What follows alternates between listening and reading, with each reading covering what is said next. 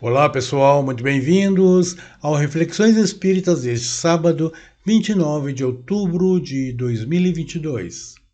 E no programa de hoje, estamos trazendo duas novas questões, as duas últimas, do item sob título Influência dos Espíritos em Nossos Pensamentos, que está no capítulo 9 do Livro dos Espíritos e que trata da intervenção dos espíritos no mundo corporal.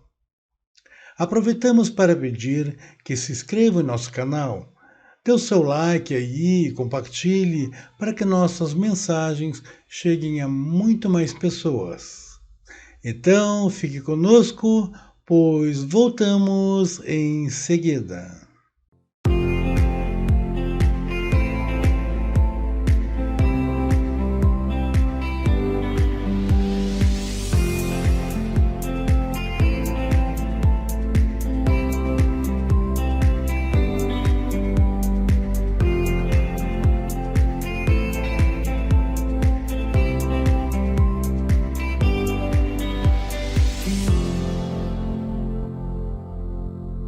Estamos de volta. Como enunciado, as questões de hoje que estamos estudando no momento são abordadas no item Influência Oculta dos Espíritos em Nossos Pensamentos e Atos, que perfazem um total de 14 questões muito bem explicadas pelos benfeitores espirituais e comentadas pelo próprio Kardec.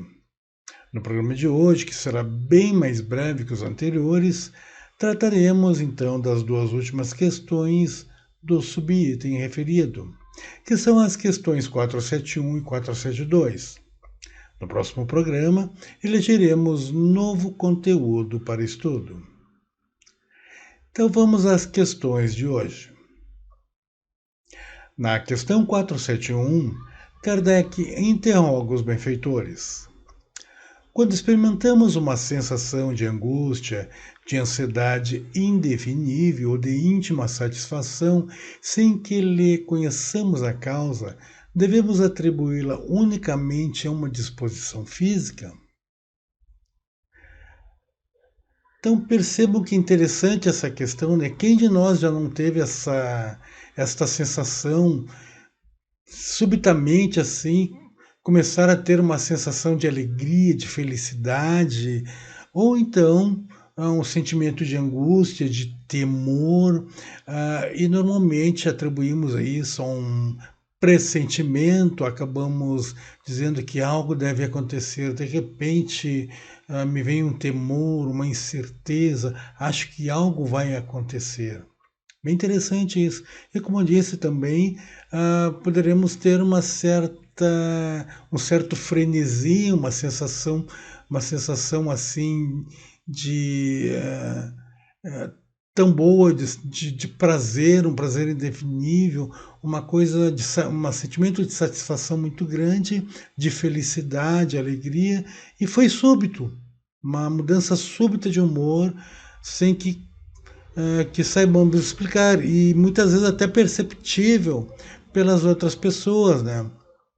Bem, mas vamos à resposta dos benfeitores, que é bastante curta, dizem eles, a Kardec. É quase sempre efeito das comunicações e que inconscientemente entrais com os espíritos ou da que com eles tivestes durante o sono. Vejam que interessante essa resposta, porque é comum atribuirmos muitas vezes a questão física. Como eu disse assim, tratando-se de uma indisposição, de uma mudança de humor, de repente de um certo mau humor, uma ranzizice repentina, muitas das pessoas que observam e que observam aquela mudança poderão até inclusive alimentar a ideia de que talvez tenhamos comido algo que não tenha nos sentado muito bem, talvez o efeito de um cansaço acumulado, uma reação química, orgânica, e é interessante que os benfeitores eles deixam claro aqui que quase sempre é feito de comunicações que inconsciente entramos com os espíritos. Vou pegar essa primeira parte aqui, depois ao final eles dizem, onde que com eles estiveste durante o sono. É importante entendermos aqui o sentido de comunicação. Aqui ela é aplicada pelos benfeitores no amplo aspecto da palavra. Comunicação necessariamente não quer dizer o estabelecimento de uma troca de informação inteligível. A comunicação que se fala aqui é desde a influência. Uma influência nociva, por exemplo, é um modo de comunicação, é uma perturbação energética. Então, muitas vezes, dentro desse aspecto espiritual, podemos sentir uma aproximação espiritual de padrão vibratório muito mais baixo que o nosso, que nos causa uma perturbação no nível energético, causando um certo ruído, nos desconcentrando, nos causando ânsia, mau humor, que com certeza acabará resultando em reações químicas e até orgânicas, porque nós somos entidades vivas, completas e complexas. Então, nós não somos apenas entes físicos, nós somos seres que, em parte, somos seres espirituais e, em outra parte, nós somos também corpos orgânicos, mas, claro, que desprovido de espírito são apenas massa orgânica. Mas nós sofremos a injunção de nossos corpos orgânicos e nós também, como espíritos, nós influímos nele, nós causamos perturbações em nosso próprio corpo físico. E quando afetado por uma outra energia extrafísica, extracorpórea, também pode somar-se à nossa e causar uma perturbação que vai gerar, como disse, reações químicas e até perturbações orgânicas. Então é complexo, assim, parece muito complexo, mas até é fácil de entender esta relação de interação. Então, o termo comunicações aqui, inconscientes, necessariamente não significa ter apenas uma comunicação no nível inteligível, como essa que estamos tendo aqui. Entretanto, eles deixam claro também que pode ser daquela que tivemos durante o sono. Então, vejam que corroborando aquela resposta lá da questão primeira dessas aqui que nós começamos a estudar nesse subitem, que sim, os espíritos, eles interagem conosco o tempo inteiro, eles se comunicam conosco, eles influem em nossos pensamentos, em nossos sentimentos, muito mais do que a gente imagina, a ponto de que até muitas vezes são eles que nos dirigem. Então percebam que eles deixam claro também que neste momento do sono, do repouso físico, porque o espírito ele não precisa se descansar, ele só precisa se reenergizar. E quando isto acontece, neste instante que o corpo físico está descansando e o espírito está se reenergizando, ele também está apto a receber instruções, rememorar acordos feitos, rememorar o próprio projeto reencarnatório que aqui se propôs para aquela reencarnação. Então, isto acontece. E, claro, também vai acontecer com a influência inferior. Nós poderemos, em função dos nossos padrões vibratórios, das escolhas e hábitos que escolhemos ter, estamos nos retroalimentando constantemente, e por isso a importância dos bons hábitos, de cultivar os bons hábitos, uma boa leitura, uma boa música, ambientes saudáveis, bons pensamentos, porque nós atrairemos do plano espiritual aqueles espíritos similares e que nos conduzirão para estas zonas, de repente mais perturbadoras, e nós estaremos recebendo comunicações desses espíritos, nos comunicando com eles. Eles estarão nos sobrecarregando com injunções que são infelizes, não são muito boas, são nada saudáveis. Então vejam que isto vai resultar, como os espíritos deixam claramente aqui, em perturbações em nossas vidas, de maneira que vão resultar em comportamentos como ansiedades, angústias, sentimento de satisfação, de extrema alegria, quando, por exemplo, acontece justamente de uma aproximação de uma entidade de um padrão vibratório mais elevado, o nosso próprio benfeitor amigo mesmo. Quem já não estando em boa harmonia, após uma boa meditação, uma boa prece, de repente começou a sentir esta sensação de alegria, de felicidade indescritível. É porque está sentindo a aproximação e a comunicação daquele benfeitor, de forma até muitas vezes, dependendo do nível de mediunidade da pessoa, de capacidade mediúnica, chegar a ouvir instruções, embora não consiga ver, visualizar de onde vem ou quem está passando, mas conseguimos ouvir até a voz. São casos, claro, daquelas pessoas que têm um nível de mediunidade mais acurada, mais desenvolvido. Certo, pessoal? Bom, vamos adiante. Na questão seguinte, a questão 472 e última de nosso estudo, Kardec interroga os benfeitores. Os espíritos que procuram atrair-nos para o mal se limitam a aproveitar as circunstâncias em que nos achamos ou podem também criá-las? Lembrem de uma das questões que já fizemos de aula anterior, se os espíritos tinham esta liberdade de criar situações para nos induzir ao mal, e se isto fazia parte do plano divino, ao que os benfeitores deixam claro que é óbvio que a divindade jamais incita um espírito de baixa vibração a nos conduzir ao mal para que cumpramos os nossos destinos, as nossas provações. Eles têm a plena liberdade de decidirem e com isso responderão por suas atitudes, bem como nós, se as aceitarmos, se não tivermos força o suficiente para resistir às injunções.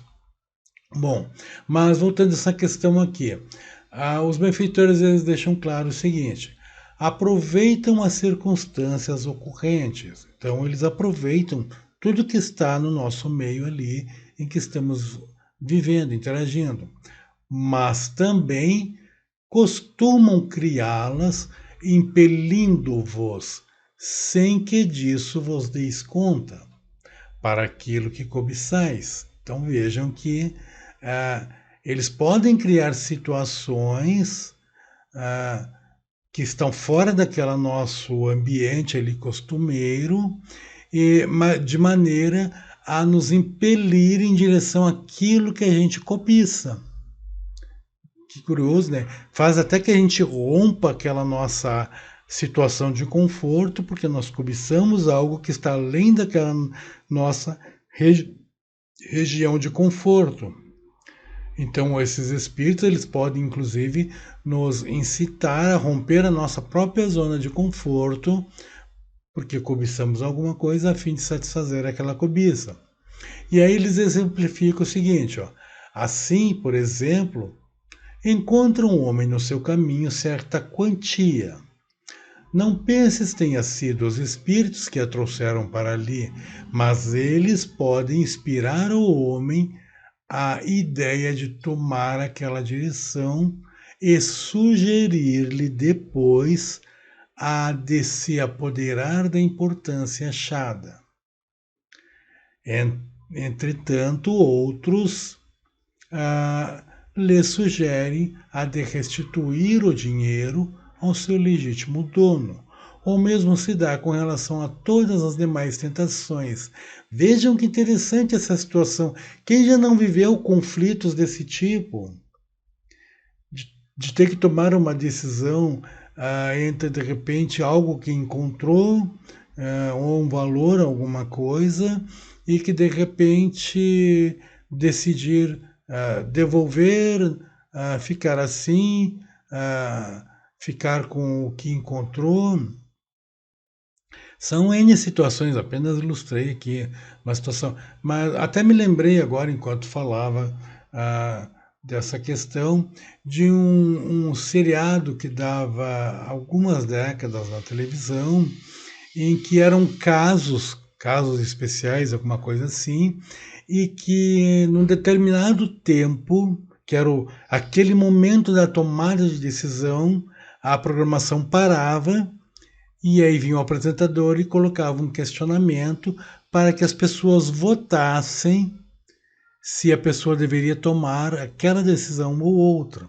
Conforme a maioria vencesse, conforme a voto da maioria, então a televisão apresentava uma sequência diferente. Ela filmava sempre duas sequências, uma com uma decisão, outra com outra decisão.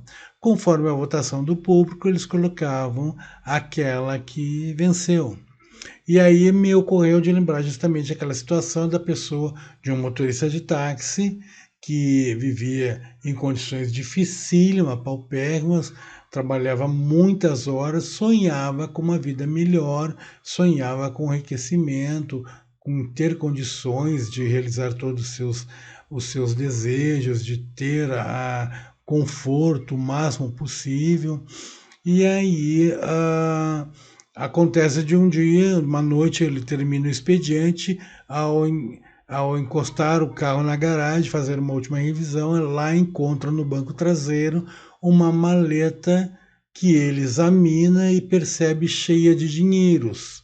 Entretanto, a maleta não apresenta a procedência, não há ali o nome do proprietário, portanto, ele não teria como devolvê-la. Ao que ele guarda, esperando que este venha procurar seu táxi e aí novamente ter posse daquilo que perdera, que esquecera no carro. E passam 2, 3, 4 dias, nada acontece, e aí vem aquela grande situação da decisão. Ele deve ficar com a importância, uma vez que não tem dono, não apareceu o dono, ou ele deve levar à delegacia e devolver, alegando que não lhe pertence e que algum passageiro esqueceu. Então vejam que conflito interessante, que certamente, talvez já tenha acontecido até na vida real esse caso, não sei, mas imagine-se no lugar deste motorista vivendo situações com dificuldade e de repente encontrando uma maleta de dinheiros. Você seria capaz de devolvê-lo uma vez não identificando o dono ou você a reteria para si? É uma situação difícil, né? É óbvio que eu não vou aqui dizer o que vocês deveriam fazer, porque isso está no íntimo de cada um. Eu sei o que eu faria, mas isso está no meu íntimo, certo? Deixo a vocês. Então, isso é uma escolha de cada indivíduo e que cada um de nós responde pelas decisões que tomar. Mas vejam então que os benfeitores deixam claro esta questão, né? Não é os espíritos que levam aquela importância de dinheiro até o caminho daquela pessoa. em verdade, porque eles não têm ação sobre o dinheiro. Os espíritos não podem influir o dinheiro. O dinheiro é um objeto, é uma coisa, não é papel. Papel não pode receber uma influência boa ou má. Agora, o ser humano ele pode ser influenciado a tomar um caminho diferente. E aí, justamente que vem a questão de que poderia ter sido os espíritos, e eles têm liberdade de fazer isso quando querem nos arrastar ao mal, justamente a levar-nos para um caminho que caberá a nós tomar aquela decisão. Quantos de nós já aconteceu assim de estar no meio do trânsito, de repente, somente em um local desconhecido, e não saber qual estrada tomar? Então, de repente, por algum motivo, ter a intuição de tomar um determinado caminho. E aí viemos a saber posteriormente que naquele anterior que estávamos, se tivéssemos tomado outro caminho, teríamos, quem sabe, sido vitimados por um acidente que veio a acontecer ali, ou livrados de um assalto, alguma coisa assim, ou quem sabe outras situações que possam imaginar. Mas é interessante entender que isso acontece e aí a influência é sobre nós e cabe a nós o discernimento. Sempre vai caber ao ser humano a decisão. Não podemos jogar a culpa no outro. Por maior que seja a tentação, quem cedeu foi nós, e cedemos por quê? Porque já estávamos viciados com situações semelhantes, mas isso não serve como argumento. A questão é de que nós aceitamos a influência e acabamos sendo responsáveis por que acontecer. Pode, inclusive, por exemplo, e aí vem aquela questão assim, quando a gente costuma dizer, tudo concorre para um bem maior. Ou seja, e aí é muito curioso, por isso que muitas pessoas pensam assim, não, é Deus que manda os espíritos ruins às vezes nos conduzirem ao mal. Não, de forma alguma. Mas aquela questão lá, a divindade maior poderá se aproveitar daquilo, daquela nossa decisão incorreta, para nos aplicar uma grande lição, poderemos receber um grande aprendizado dali. Podemos, hipoteticamente, por exemplo, ter solicitado a aprovação da riqueza. E aí,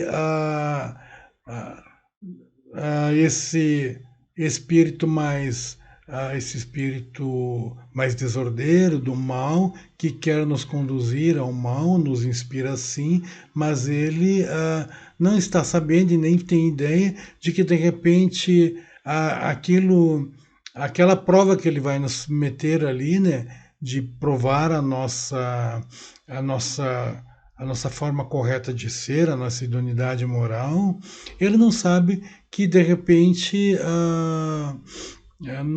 se passarmos na prova, nós poderemos ter um resultado até muito bom. Mas se, claro, cairmos na prova, nós sofreremos consequências. Ele conta com o nosso fracasso.